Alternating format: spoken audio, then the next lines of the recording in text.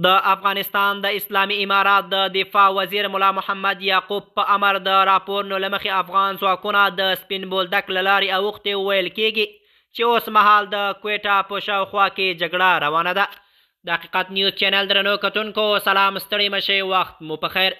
په سر کې یادونه کوم که حقیقت نیوز چینل مو نه وي سبسکرایب کړئ، په درنښت سره همدا اوس یې سبسکرایب کړئ تر څو زموږ مهم او تازه خبر تر ټولو د مخه تر تاسو در ورسیږي. د افغانستان د اسلامي امارات د دفاع وزیر ملا یعقوب په امر د راپورونو له مخې افغان ځواکونه د سپین بولدک له لارې اوښتې ویل کیږي چې اوس مهال د کویټه په شاوخوا کې جګړه روانه ده. د راپور له مخې د دفاع وزارت سرچینو منلې چې په کندهار او زابل کې د پاکستان د پوځي رژیم پر وړاندې غچ اخیستونکي عملیات پیل شوي. سرچینې وایي تر دې مهاله د سپین بولدک په سرو زاهانو سیمه کې د پاکستاني ځواکونو 3 پوستې نیول شوي. د ادعا له مخې په دغه نښتو کې 3 پاکستاني پوځیان وژل شوي او یو بل ژوندی نیولی دی، خو د دغه تلفاتو په اړه تر اوسه خپلواکي سرچینو څه نه دی ویلي.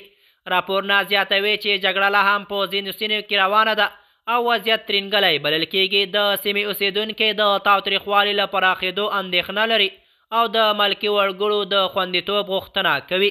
بل لور ته د پاکستاني چارواکو لخوا تر دې مهاله د دغه ادعاو په اړه رسمي غبرګون نه دی خپور شوی.